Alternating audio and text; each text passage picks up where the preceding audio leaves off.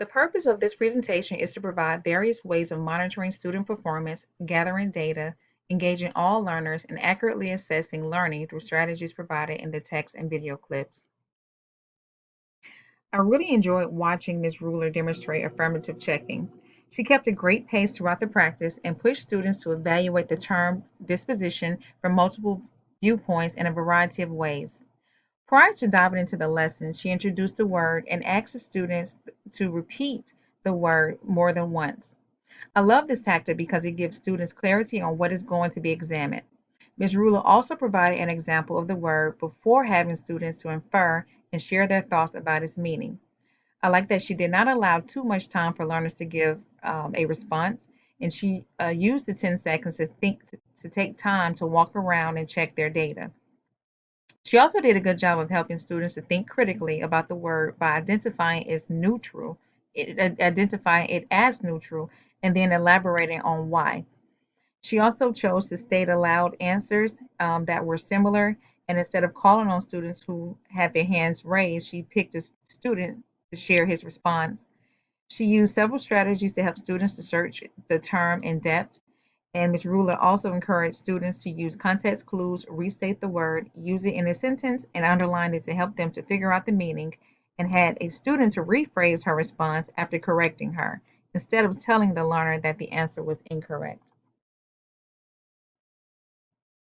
The text defines standardized format as one tool that uses observation to check for understanding.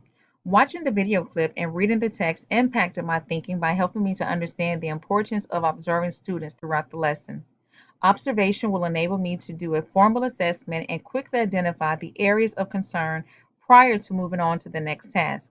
I also learned the importance of addressing errors right away, but doing so in a positive manner and allow students to restate the correct answer. I will ask questions that require students to think critically about the content and use strategies that will push them to demonstrate their learning through reading, writing, and verbal explanations. In addition, to make the process of observing student data and check for errors easier, I will standardize the format as well as provide examples to clear up misunderstandings and reteach where necessary. I would take the information that was presented in the video and text and use it in some way in the classroom setting. I would definitely implement standardizing the format method to avoid scavenger hunts when trying to assess students' work. This method would also help me to identify trends quickly instead of spending too much time searching for correct answers. I will implement data gathering through observations to get a better idea of how students are performing. Another benefit is parallel processing, which is referenced in the text as an efficient way of checking for understanding while students are working. Designing material will be essential for knowing exactly where to find data needed and permits me to have control of how and where students should put information that I will be looking for. Additionally, standardizing the format will cause fewer disruptions and enable me to review independent student work. I have learned that observation and standardized format are essential to evaluating students' progress in an efficient and timely manner. Ms. Lewis did a thorough job of ensuring that students put forth their best efforts before receiving a ticket to move on to independent practice.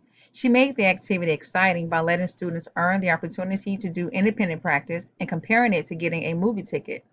The students did a great job of taking their time to complete the task because it was not presented as a competition or timed activity, but as an opportunity to do their best work. Using a sticky note for students to show their work gave Ms. Lewis the advantage of promptly checking each student's answer without having to search for it. I love the way she kindly redirected the student who did not solve the correct problem. She still complimented her for completing the problem and directed her to work the correct one. This exchange lets the student know that it is okay to get things wrong without damaging her confidence.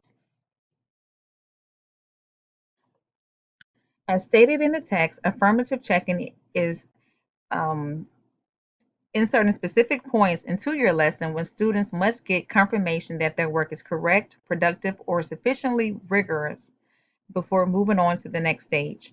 Affirmative checking allows students to be active participants in their learning, Students must receive confirmation that their work is correct prior to moving to the next step, which would be a more challenging task. Student driven Student driven affirmative checking gives students and teachers constant feedback on students' progress and data. Despite the many benefits of affirmative checking, the downside could be not having enough time to check every student in a timely manner if you have a large class size. The idea is to move quickly. To resolve this issue, teachers could have students check each other's work, pair with a partner, self check at a particular point in the room, or appoint a student to be the checker, but remembering to alternate and not use the same person every time. Furthermore, affirmative checking encourages students to deliver quality work because they are driven to be accountable for the work submitted, as well as ensuring they have mastered the task at hand prior to moving on to something more difficult. Another key component of affirmative checking is collecting data on how students are performing. Affirmative checking is a strategy that I will take with me and implement as a teacher.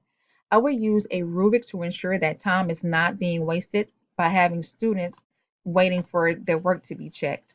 Creating a rubric will also help me to move along quickly to each student, which will decrease distractions. I would also use the self check system and allow students to check their own work. This will give them an idea about how well they are doing. In contrast, the self check system will not be used very often because I believe that it is important for me to have access to the data as well as balance goals. Student accountability and clear expectations. After reviewing this clip in context, I have learned the importance of student centered learning and making students accountable for their performance. I understand the importance of providing clearly stated expectations and using a rubric as a guide for assessment. Mrs. Jessica's I hope I pronounced that correctly, was very steadfast in trying to motivate one of his students to think about how to answer a question correctly. I love that he used the methods of making connections across multiple subject areas, the use of cues by provided by a classmate, allowing students to support each other through collaboration, and building a positive culture by encouraging students to praise efforts.